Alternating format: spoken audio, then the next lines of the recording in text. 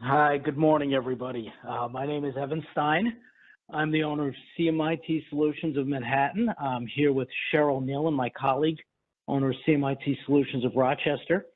And we'd like to invite you to welcome you to the first event of the 2017 CMIT Know-It-All series. This is our series of webinars and seminars for this year. We're going to cover a whole range of topics from cybersecurity to cloud computing to outsourcing your IT. I want to thank you all for being here this morning. I know that there's a number of things you could have been doing this morning, like checking the line on the latest Super Bowl or checking your Facebook feed for the most up-to-date, semi-accurate U.S. political news. And instead of that, you chose to come to a seminar on cybersecurity. So I am going to do my best now to keep you riveted for the next 30 minutes. We've got a very simple agenda today. We're going to start by talking about today's environment, why cybersecurity is necessary, what the current landscape looks like. This is going to be a high-level presentation on some of the breaches and data losses that we've had over the last couple of years. After that, we're going to get a little more technical. This is not a technical presentation. This is definitely owner level, but we're going to talk about what security looks like. What is the proper cybersecurity, security protection that you should have in your environment today. And then we're going to wrap it up with accountability, how to make sure you're covered. We've looked at the list of people who are attending today. We know that most of you are not doing your own IT support. You've outsourced that IT support to somebody, and that's the real goal of this seminar, is how to make sure that that company that you have outsourced your IT support to has got your back, how you can make sure that they've got you covered the way that you need to be. So jumping right in, security, data breaches, data losses, how bad is it?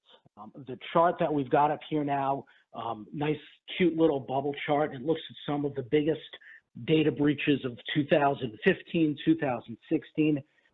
There's some popular ones on here. You can see Home Depot right there in the middle, Target, JP Morgan Chase. These are the big ones, right? These are the big companies that you would expect to see in the news. The one that's more recent that has not made this chart yet is Yahoo, and we could put Yahoo up there several times, right? Yahoo's been breached at least twice in the last year, and those are only the ones that they've announced so far. How does that all play down to you as a person? Well, your email passwords, your credit card information, your banking information. We're going to talk about how valuable this is to the people who are doing these attacks.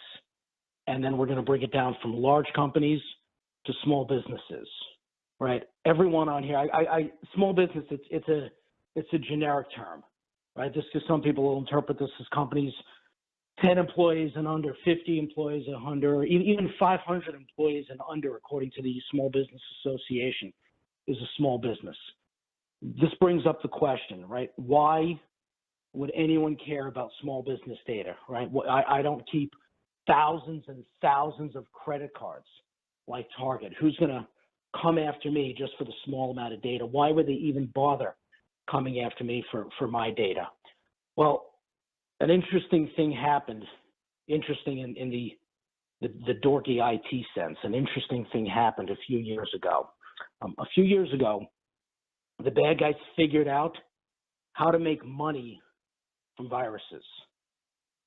This is a big change from where things were before that. I can remember back to when I was first studying computer science more than a couple of years ago, and my mother got infected with a virus. Her computer got infected with a virus. And I remember her asking me, well, why would they even do that? What did they get from that? And for a long time, there was no good answer to that question. We had antivirus software, we had anti-malware software, but for the most part, all that the bad guys got were bragging rights. They created the latest and greatest virus, and it infected thousands of machines. A couple of years ago, they figured out how to monetize this. They figured out how, by infecting businesses with viruses, with malware, by stealing your data, by taking your data from you and giving it back to you, selling it back to you, they figured how they could make a lot of money on this. And we're going to go into some examples here. This is the largest economy on the internet right now, is what's called ransomware. There's two types of attacks that we're going to talk about today. One is a data breach. The other is a data loss.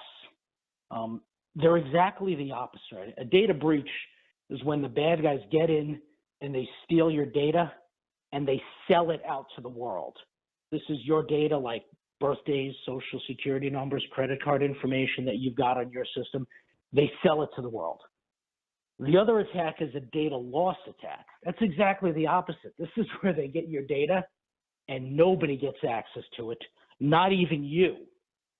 And then they sell that data back to you, your own data, your own business files, your accounting files, your customer management data, your order management data. They take it away from you and they sell it back. We'll talk about data breaches first. These are the ones that you hear about with Target and with Home Depot. How much is this really worth? All right, someone gets in there and they steal thousands of thousands in credit card numbers. On the black market, because there's no official credit card number marketplace, you can't buy one on Amazon. On the black market, as of the beginning of this year, U.S. credit card numbers were being sold for $12 a number, $28 if it was an Asian or a European Union credit card. Health records, $50, Social Security numbers, the gold standard, bank account information, $1,000 a record for accurate bank account information. Routing number, account number, name, $1,000. Now think about that, what that means from the point of view of how much work would go into stealing this versus how much money they made. You're a small business owner. You got, let's say, 10 employees and you pay them by direct deposit. You've got their name, their routing number, their social security, and their account number.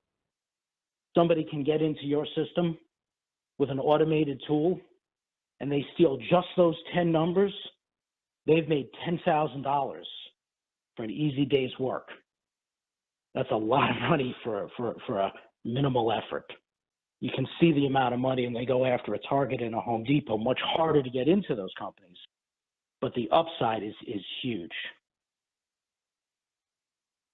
Data loss is the other side. Data loss has also been called ransomware. That's the term that you might have seen in the news much more recently. Ransomware has been around for 2 or 3 years now. This is where the bad guys get onto your system. They take your data and they encrypt it. They encrypt your data so you can no longer get to it unless you've got what's called the encryption key, which they have. And then they offer to sell you that encryption key back, your own data. They may sell it back to you for $300, for $500, $2,000. But until you pay that ransom, they've got control of your data. You don't. They don't want to put you out of business. They just want their money. These guys, these ransomware vendors, they even have support lines set up. So you can call them if you're having trouble decrypting your data after you've paid for it. Very high level overview. We're going to fly through a lot of these slides today. This is what it takes to write a crypter. It used to be you had to be an IT expert, right? You had to be MIT graduates or Caltech graduates. You had to be active in the internet black markets. Well, if I wanted to write a crypter today, I could buy a basic crypter for $47.99. That gives me the basic code. I write how I want to create the encryption algorithm. And for less than $50, I've got a basic ransomware crypto written. On the high side, if I want the master there, for $1,000, I can pay someone to do this for me. With at that price point, anybody can get out there and buy the core of a ransomware virus. Once you've got that virus written, though, you have to distribute it. Well, I can rent space on black hole servers for $500 a month, and let's say $1,000 for my ransomware crypter that I bought on the last slide, $1,500. I can distribute ransomware software, try to infect as many machines as possible, and hold people's data hostage. That's a very interesting business model. Oops, let's go the other way. Very interesting business model. Ransomware as a service. Run through some of these numbers with me. On this call, 20 of you are going to call me at the end of this, and you're going to ask for a copy of the slides. I'm going to put those slides on 20 USB keys, and I'm going to mail them to you. I'm going to say half of you will take those keys, those USB keys, you'll plug them into your computer. You think I'm trustworthy, you're going to get a pop-up that says, click here to see your slides, click next, and I'm going to encrypt all your data. I'm then going to charge you $500 to give you your data back, $5,000. That's a pretty good day's worth of work. Let's look at the ROI here. Well, 20 USB sticks, $5 a piece, cost me $100. $50 for shipping and handling to get those to you, $150, $5,000 return, over a 3,000% ROI. And that's how simple it is to do this. Let's go a little bit bigger. On October 19th this year, there are going to be thousands and thousands of dentists getting together in Atlanta. Sounds like an incredibly exciting convention. Inverse Technologies, the newest sponsor of the American Dental Association's meeting. 25,000 dentists attending. I'm going to spend $10,000 on booth. I'm going to buy 10,000 USB sticks. Cost me $2,000 to get some staff to staff that booth and hand out those same USB sticks. $62,000 in labor.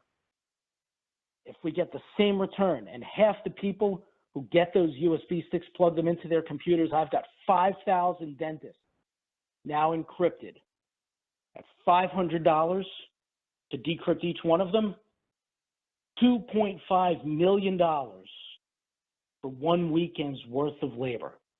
Knock off my $62,000, I've made $2.437 $500 in profit that weekend. That is a very good business model. And that is why cybercrime is moving from large businesses to small businesses. It takes a lot to defend against this. Target, Home Depot, Yahoo, maybe not Yahoo next year, are putting the resources in place to defend against this.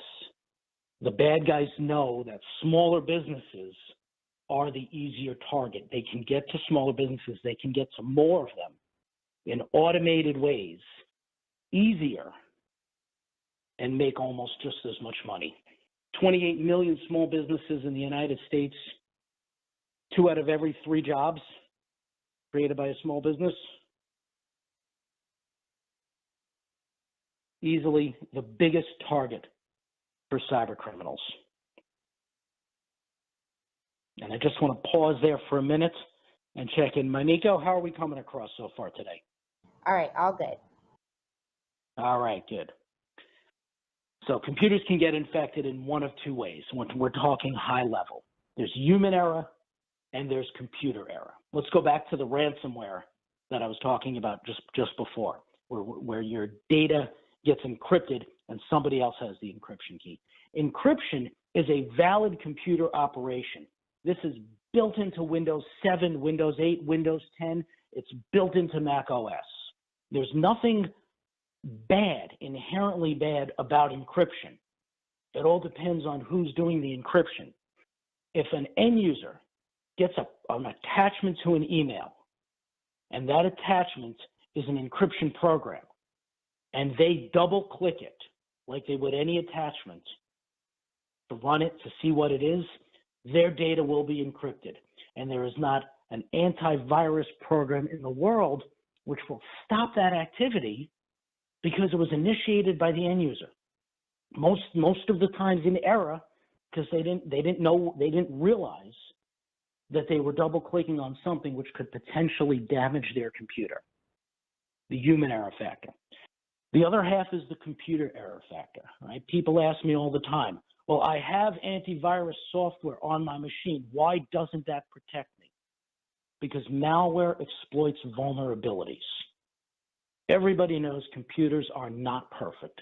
We've all seen the blue screens that come up when your computers just crash randomly. We all know that Microsoft issues patches weekly. Apple issues patches weekly, every major software vendor. Those patches fix bugs in the software. Those bugs, those errors in the software are what the bad guys exploit in order to infect your system. So what do these look like? Well, if you're lucky, a malware attack looks like this. It tells you right there, Windows virus warning. You have potentially been compromised.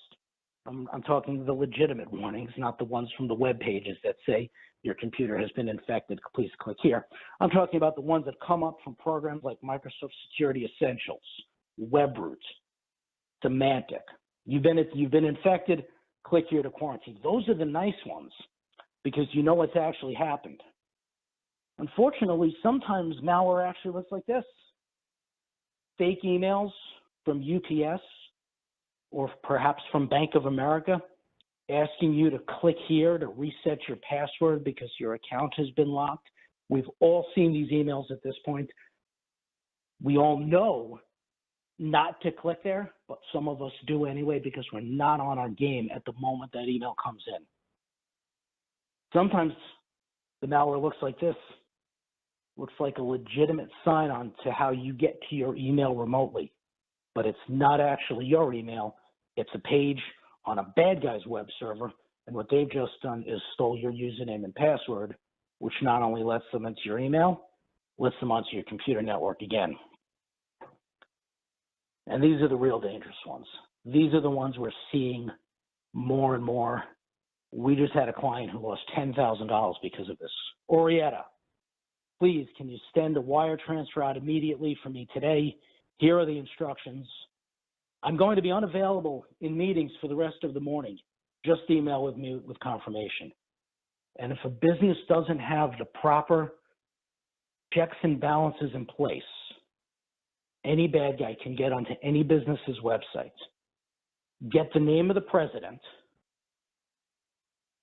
figure out the name of the president's assistant, or maybe the controller or the bookkeeper, fake an email like this, and the next thing you know, the bookkeeper who thought he was doing the right thing to do right by the president of the company who needed this bill paid immediately, has now wired $10,000 to some account in the Cayman somewhere.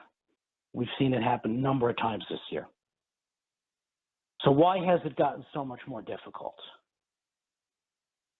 I am an IT provider. It used to be I just had to protect you from the middle of this slide. I only had to protect you while you were in your office, sitting at your computer. Now, I've got to protect your office. I've got to protect your laptop. I've got to protect you while you're at Starbucks. I've got to protect you while you're working at home. In some not so happy cases, I've got to keep you protected while you're on vacation in the Caribbean somewhere. We've got to protect your phones, your Apple Watches, your tablets.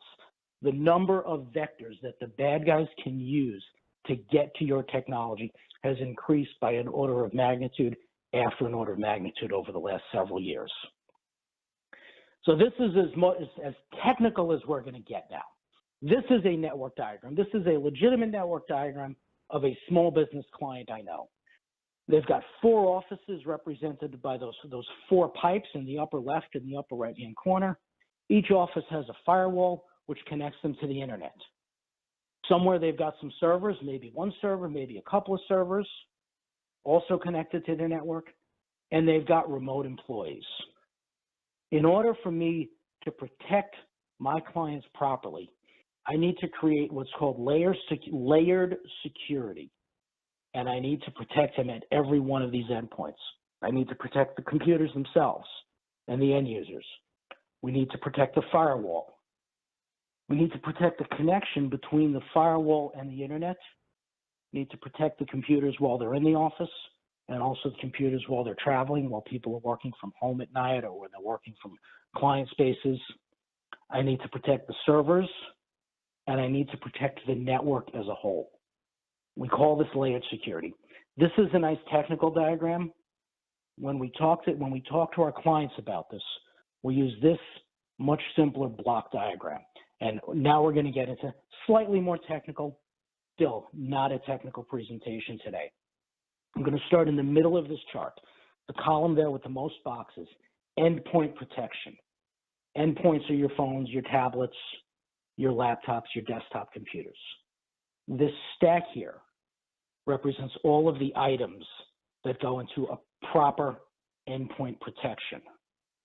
On the left side of that stack, cloud applications. Well, that's your email if you're hosting it in the cloud, or your file storage if you're using SharePoint or OneDrive or Dropbox. You may have a line of business application that you host in the cloud, like Salesforce. You may, and below that, your mobile devices. Mobile devices are actually cloud-connected devices. That's how your phone and your tablet gets back to your company's email system. They go through the internet, they go through the cloud. On the outsides of this diagram, we have business continuity. Business continuity, we'll go into some more detail later on. This is what happens in the event your data is lost. What happens if your data is breached or if your data is encrypted? How do we keep your business running? How fast can we get you back to operation? The bottom 4 bars going across this chart, this encompasses everything. That first one there, yellow, that's people, your security awareness, your training, testing of your staff to make sure they know, like in the example I just gave, when you get that email and it has an attachment and you're not quite sure who it's from, or the attachment doesn't look quite right, so they know not to click it. So they know not to click the link that says, hey, your account's been compromised. Click here and reset your password. All the training in the world doesn't matter if you don't have policies and procedures to back it up. We need to know what we're training our end users on.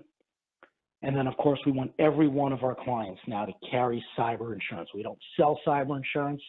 Most insurance companies do at this point, but we want to make sure you're protected.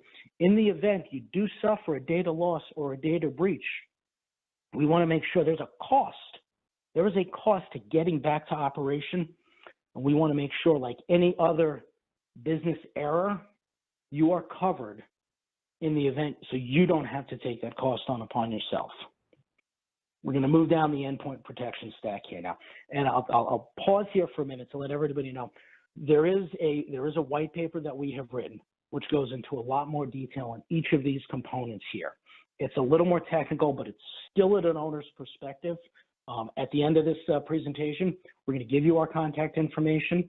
Let us know you're interested in the white paper. We'll send you that. It's going to have the slide deck and all of the supporting information that we're going to go through. Looking at this endpoint protection stack, let's pause for a minute here. I'm not going to talk about the bottom 3, patch management, antivirus, anti-malware. I'm not going to talk about that because that's table stakes now. If you don't have antivirus software, anti-malware software, the truth is you shouldn't be using your computer connected to the internet. That's the basics. Those have been around for years. Above that, security policies. Security policy is what says people in your company are not allowed to use the password to get onto your systems. And yet password is the most common password in the United States. Policies can get a lot more complex than that, right? They can say that passwords need to be changed every 90 days. That password, you cannot reuse the same password, one after the other, that your account gets locked after someone has put in the wrong password 3 times. These are the obvious ones. People can try to access your data remotely, but they can't get on. If people are changing their passwords every 90 days, or if the account's locked after 3 invalid attempts, it makes it much harder for them to crack passwords. Above passwords, we're now talking about the endpoint's connection to the internet. This is your firewall. There's a reason why some firewalls are $200 and some firewalls are tens of thousands of dollars. They're all called firewalls. They are not the same device. The big expensive firewalls, those are enterprise size, supporting thousands of people on the network behind them. Most small businesses don't need a firewall like that. But the firewall that you have at home, that little Linksys Soho firewall, small office, home office firewall, is not going to cut it in a business environment. It is not going to protect you against the type of attacks that we've spoken about. Those firewalls do not have the logic built into them to protect the network. You want a business class firewall that's of the appropriate size for your office. That has to do with the type of data that you have and the size of your staff. Just like computers, firewalls age. And a computer that you bought 3 or 4 or 5 years ago is going to get slow. It's not going to do the job. The same thing is going to be true of a firewall that you bought 5 years ago. It is not going to have the intelligence to protect your business against the latest attacks.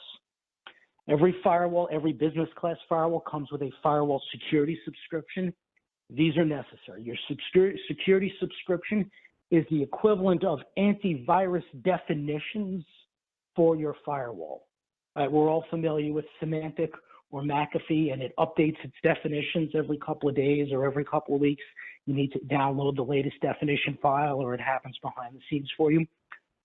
Firewalls are the same way. They need that security subscription so they know what they're protecting you against. Those must be upgraded. Those must be renewed every year when they come up.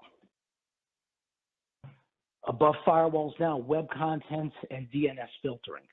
What we've protected so far are your computers, your network, and your network's connection to the internet. Web content and DNS filtering protects the data that's going through there. One of the ways that malware gets distributed is by by infecting web servers. And then through those web servers, when you go to those websites, that infected file gets transmitted from the web server to your network onto your computer. This does not have to be non-legitimate or questionable websites either. The Wall Street Journal, their web servers were infected last year. Browsing to the Wall Street Journal, getting that banner ad displayed at the top was enough to get that virus from the web server down to your computer. Good web content filtering will block that. Above that, this is the annual vulnerability scan, because everything in the cybersecurity landscape is changing. We used to say month to month. Now we've got to say week to week. You want to make sure that you are always protected up to the best possible standards. Where for some clients, we're changing annual vulnerability scans to quarterly vulnerability scans because they're a more attractive target. And now I know, because I can read minds, the dollar signs are kicking in everyone's head. This is ridiculous. How much is this going to cost me? Everything that we're looking at this stack is inexpensive. And I don't mean inexpensive compared to the value you're getting for it, right? It's easy for me to say, well, it's going to cost thousands of dollars, but it's going to protect you from a data breach that's $10,000 or $20,000. I'm not talking inexpensive like that. I'm talking in real dollars, not expensive. I can't tell you exactly how much it's going to be because that's going to be custom to your environment. But this could be as little as $15 to $20 a month per user. Could be a lot higher than that, depending on the level that you need to be protected. Going back to the chart here, we've talked about the endpoint protection stack. I'm going to go to the bottom now. We're going to talk about people, policies, and cyber insurance. So security awareness and training. Your staff should be trained when they first come on. All new employees should be receiving a new employee orientation. This is our IT here at my company. This is how you request support. Here's what you're allowed to do on your computer. Here's what you can't do. It's okay to use Facebook, but we don't want you to be using Snapchat or Instagram. We don't want you to be chatting online with your friends because those are secure. Or maybe we do because it's necessary for your job. But every employee should be receiving that orientation. Every employee should be getting a once-a-year renewal. The reminders, don't click those password reset links. Don't open those email attachments. Proper IT provider would be coming in and doing a lunch and learn once a year with your entire staff. You may want to do supporting security webinars more frequently than that. There are services out there now that have the online testing, 2 or 3 basic good practice security computer use videos, and then supporting testing afterwards. There are some really nice ones which will send out fake emails that, with the password reset link, an email that says, hey, your Google account has been locked. Please click here to reset your password. And then it reports back to you how many people clicked those links and who. So we know who needs follow-up training to get them up to those best practices, those standards.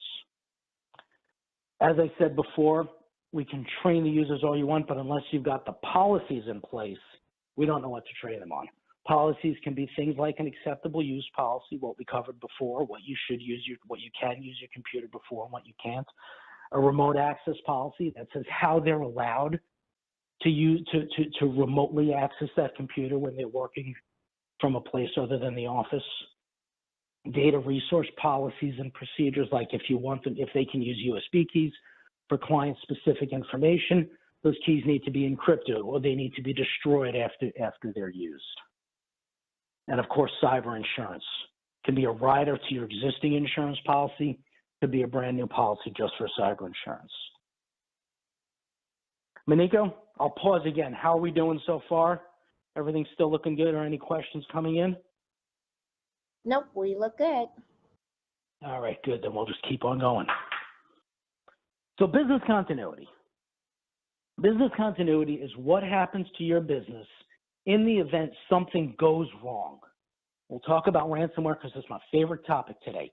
In the event your data becomes encrypted, how do we keep your business continuing to operate? If everything else that we've put in layered security fails and your server data is encrypted, how do we get you up and running again? One of the things that drives me nuts as an IT provider is I'll ask this question to people and they'll tell me, oh, it's okay, my data is backed up. And I'll say, that's great. I'm glad your data is backed up. But where do we restore your data to? And that's when I get the blank look. What do you mean? Well, your data is backed up, but your server is ineffective now. Where do we put your data? We've got a nice backup. Do I have to build you a new data? Do I have to build you a new server? Do I have to buy a new server to build a new server? How long is that going to take? What's your time to recovery? There's two factors that need to be considered when you're talking about business continuity again. RTO and RPO. RTO is recovery time to operation.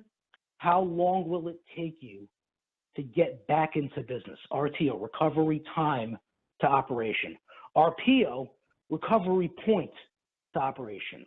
That is when, at what point of the day before you got infected or before your servers went down, at what point is your data recoverable to? Is it a backup that happened last night? Well, if you're working at noon or 1 or 2 or 3 in the afternoon when your servers go down and your recovery point is last night's backup, you've lost a day's worth of data. That may be okay, but as a business owner, you need to be aware of that. Recovery point to operations can be as frequent as small as 1 hour. Recovery time to operation could be as small as 30 minutes. The cost will vary depending on what your infrastructure is like, but you need to be aware beyond just my IT guy telling me, oh, your data is backed up. I back up your data to the cloud.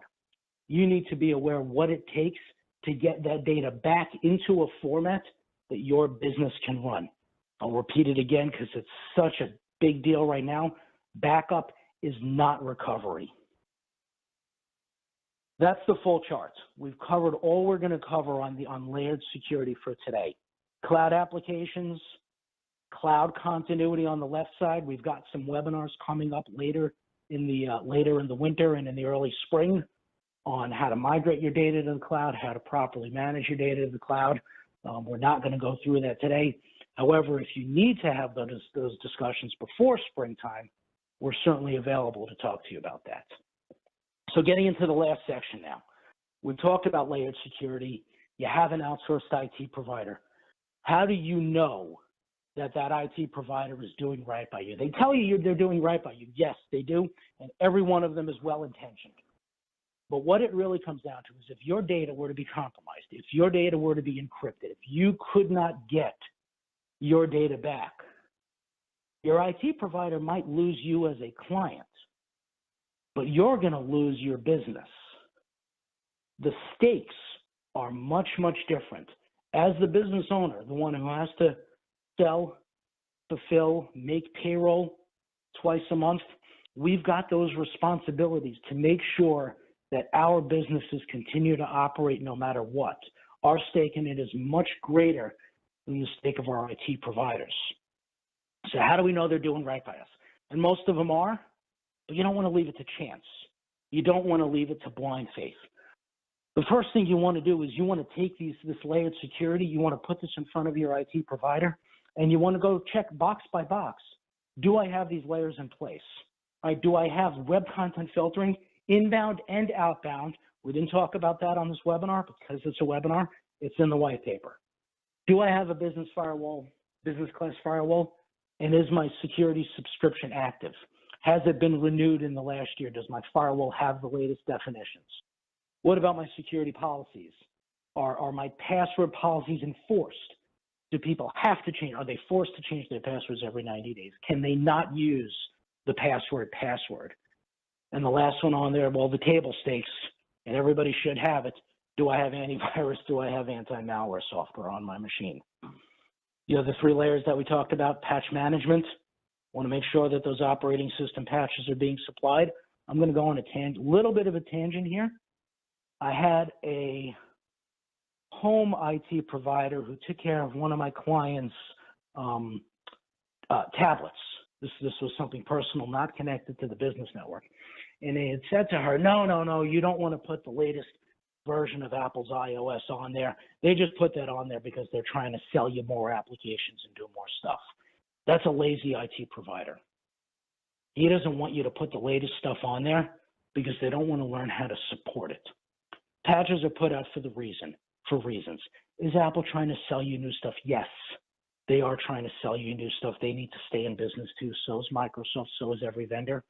But in those patches are these security fixes, the fixes that address the vulnerabilities, the computer bugs, the computer errors that we talked about a number of slides ago. If you don't install those patches, your computers will still be at risk. And if you've got an operating system vulnerability on your computer, the best antivirus software in the world is not going to plug that hole. You need the latest patches. Obviously, end users need to be trained. You want to make sure that your IT provider is doing that for you, and you want to work with your IT provider to establish your policies and your procedures. Business continuity, we just talked about it. Evaluate your return time to operations. Can you be down without your systems for an hour or for 6 hours or for a day or for 5 days? There's different types of disasters. There's I lost my data. There's I lost my network. I lost my internet connection, or I've lost my entire server. What is acceptable to your business? How long can you afford to be down before your operations start to be impacted? And evaluate your recovery point. If you're down and you can't recover until the previous day's data, is that acceptable? Are you okay losing a day of data? It might take a day to get you back. Are you okay recovering to Monday night's data, even if it's going to take 4 days to restore your server and you're not up and running again until Friday? It's different for every business, but you want to have these conversations with your IT provider. You want to go through the different options of data loss, and site loss, and server loss, and make sure you've evaluated each of those carefully. And do remember, backup is not recovery. Backup and recovery, two separate things. Every business should have a steering committee, technology steering committee. It should at least be you as the business owner. You may want to include a key staff member in there, someone who you can bounce ideas off of, someone who can bring a slightly different perspective to the conversation that you have, and your IT provider. This does not need to be a committee that meets once a week. Doesn't even need to be a committee that meets once a month. You should be sitting down at least maybe once a quarter, perhaps once every 6 months. Could be once a month, depending on the size of your business. But you're going to want this group to meet. You're going to want to review the reports, the next bullet point on here. You're going to want to see the results of each of these layers. You're going to want to know that your web content filtering is blocking every category. You're going to want to know that your antivirus software has blocked 6,000 potential infections in the last quarter. You're going to want to see those results because that's the only way that you're going to know they're actually in place. You're going to want this committee to review those results periodically to make sure they still meet your needs. As the owner, of course, manage your staff, make sure they're trained, make sure they're tested. And the last one here, maybe this should have been on the previous slide. All disaster recovery is testable. So we've got clients that have a recovery time to operations of 1 hour and a recovery point of operations of 1 hour. It would take us 1 hour to get them up and running again, and their data would be no more than 1 hour old when that happens. We virtualize, we test that solution every night. We bring it back right to a sign-on screen, to a Windows sign-on screen in a recovery mode, in a test mode. And those go into our reports so our clients can see, yeah, we're not just backing up your data. We don't just have a recovery plan. We're actually testing your recovery plan every day to make sure it still works. You don't want to find out your recovery plan has got an error in it the first time you execute it. You want to find those errors in your recovery plan before you get to that point. And the last slide, the periodic security assessment. Are you ready for all of this? I said it before, this should be evaluated perhaps once a quarter, perhaps once a year. It could be by your existing IT provider. The best way to do these assessments is to bring in a third party. There are managed security firms out there which will come in, they run a standard set of tools against your environment. Some of the tools run from the internet and they try to break into your environment. Some of the tools run inside, they gather data. They give you an industry standard best practices report, which compares your environment to what is considered best practice for cybersecurity for your size business. Shows you where the boxes are green, shows you where the boxes are yellow, shows you where the boxes are red, and makes recommendations on what to do. You then take those recommendations, discuss them with your IT provider, and decide what does make sense for you and what you should be implementing in the current quarter. Not a complex undertaking, not an expensive undertaking either, but definitely a necessary one. So with that, I'm going to pause. We've gone through the agenda. We talked about the landscape, talked about the layered security. We talked about what you need to do to hold your IT provider accountable. Nico, this is time for questions and answers. If there are anything we haven't covered, we can take them now. And then once we're done with questions, we'll wrap it up. So I haven't received any questions via the chat box. So if anyone has any questions, you can go ahead and ask them now. Just unmute yourself, or you can send them to the chat. You can unmute yourself. I believe it's with a *4 on your phone. It's not uncommon for us to not get questions when we do these webinars. It's a lot, I know, to sit there and take this in. It's very one-way information. It's the best we can do sometimes, short of getting everybody into a room. If you do have questions, or if you do want to follow up, if you do want a copy of the white paper, I've got my information and Cheryl's information there. Cheryl runs the CMIT solution in Monroe County up in Rochester, New York. I run the CMIT solutions headquartered in Wall Street and Grand Central area, servicing all of Manhattan and the surrounding area. Our email addresses are there: cnealon at cmitsolutions.com, estein@cmitsolutions.com. Let us know. We can send you that white paper. Nico is also going to be sending out a survey later today, survey about this webinar. If you would, please take 2 minutes, fill out that survey. That feedback is very valuable to us as we continue to put on this series throughout the year. We've got another one coming up in February. This is actually a seminar. This is in person in the morning. Yes, breakfast will be served. February 9th, we're going to be talking about business efficiencies in New York City. Cheryl's going to be talking about it on February 13th. March 20th, we're back to the cloud. Or Evan? March 14th, did I do that wrong? Evan, yeah, I'm sorry, that's a typo on the screen. The Rochester event will be on February 14th. All right, so there's a Valentine's Day seminar there on February 14th on business efficiencies. March 20th, we're back to the webinars talking about cloud myths. You are in the cloud now. Even if you don't know it, you are. April 11th, we'll be back to cloud applications and how to make sure you're getting the best return on that investment that's more than just hosting your email and using Dropbox. And we've got this series going throughout the year. Please take a minute to fill out that survey, give us the feedback. The more feedback we get, the better these webinars and seminars are going to be. Thank you all for coming today. We hope to see you again at one of these other seminars this year.